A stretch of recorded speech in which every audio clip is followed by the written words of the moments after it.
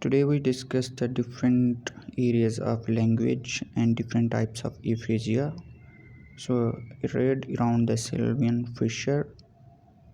One next area, angular gyrus and visual areas and auditory areas are the sensory areas for language and speech. And the next is motor areas. Uh, Broca's area is also termed as a motor area as it forms the motor component of the speech. So here word formation like Broca's area and understanding is for Wernicke's area, and Wernicke's area angular gyrus and visual areas are part of sensory speech, and motor speech is formed by Broca's area.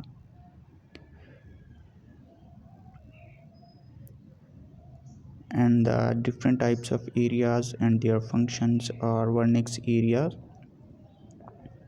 This area is used for understanding and general interpretation area, and tertiary association area form highly complex thoughts. And the next is Broca's area number 45 and 45. This form the motor component of the speech and used in word formation, and this project the pattern by speech articulation areas in the insula to the motor cortex. Angular gyrus area number 39, it act as a visual association area, making meaning of the visually perceived word. And the fourth is arcuate fasciculus, a bundle of fibers that project information from Wernicke's area to the Broca's area. And here's information transfer from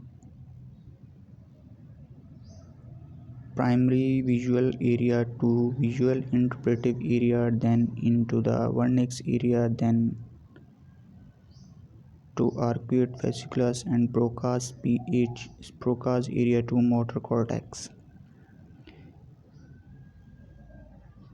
And the similar if the brain pathway for reading a word and then speaking the same word.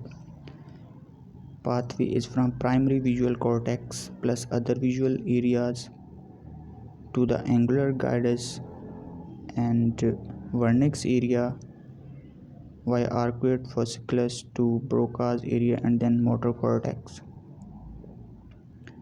Here visual primary visual area to angular gyrus and then to Wernicke's area from Broca's area to motor areas.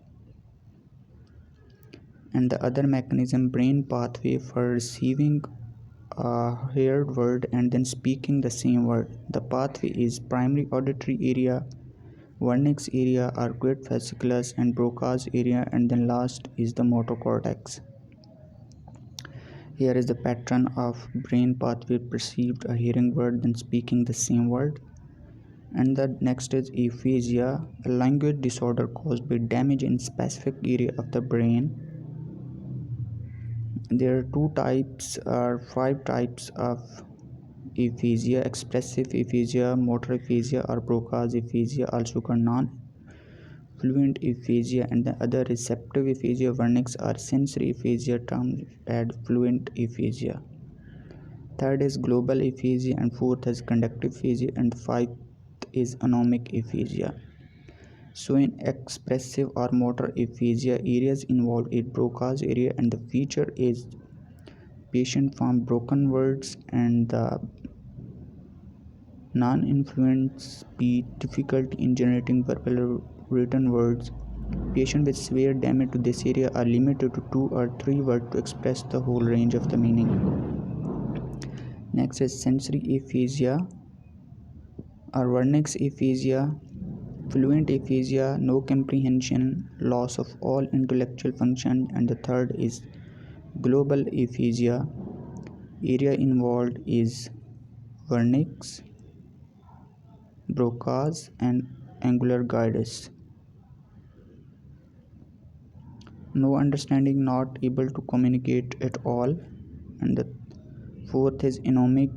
Area is involved angular gyrus, associated with Alzheimer, dementia, stroke, etc., and conductive aphasia are quiet fascicles that connect vernix to motor areas. Vernix to Broca's area. Fluent may paraphrase word finding, pauses, visual and auditory language comprehension intact, repetition impaired. So this is all about the aphasia and areas of language.